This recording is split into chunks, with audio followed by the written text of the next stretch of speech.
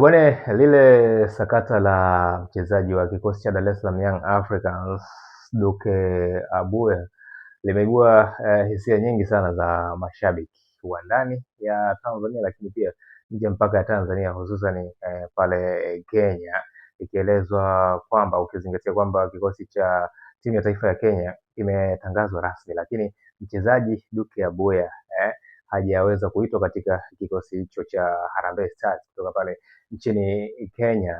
Stori zimekuwa ni nyingi sana kuhusiana na kwa nini Duke Abuya hajaitwa katika kikosi cha Harambee Stars, lakini mara baada ya kupata muda wa kuzungumza na baadhi ya waandishi wa habari za kimichezo pale nchini Kenya, waliweza kutoa mawazo yao binafsi, licha ya kuwa mawazo ya yale walioyaeleza hayajathibitishwa, ila wanaamini kwamba ni hivyo. Na miongoni mwa mambo ambayo waandishi wa habari wa Kenya wamenieleza ni pamoja na kwamba huenda ikawa Duke Abuya anapitia majeraha, ndio maana ameshindwa, ndio maana amechukua nafasi whether ya kuomba kupumzishwa katika majukumu ya timu ya taifa ili kuweza kujiweka sawa kwenye majukumu ya klabu yake pendwa ya Dar es Salaam Young Africans, ukizingatia wana michezo ya hivi karibuni ambayo imesaliwa kwenye michuano ya ligi kuu Tanzania bara, lakini pia kwenye michuano ya CRDB Federation. Hiyo ni sababu ya kwanza ambayo niliipata kutoka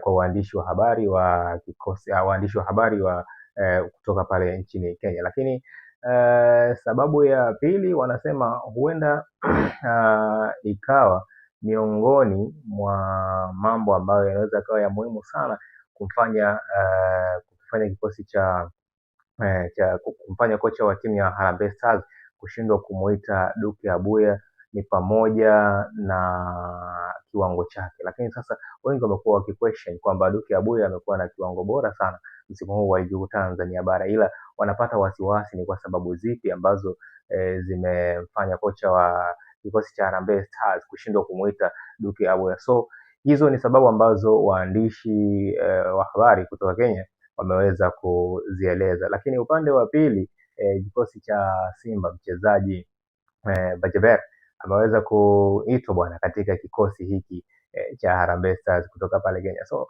swali ni nyingi sana, why Bajaber amekuwa ameweza kuitwa katika kikosi cha Harambee Stars lakini Duke Abuya imeshindikana. So sababu ni kama hizo. So if you have any question about that, waandishi wa habari wa Kenya wameweza kuzungumza kuhusiana hilo. Pale ambapo tutapata notification zaidi au taarifa za kumuhusu Duke Abuya, the reason behind ambayo imepelekea kutemwa katika kikosi cha Harambee Stars, basi tutakujuza.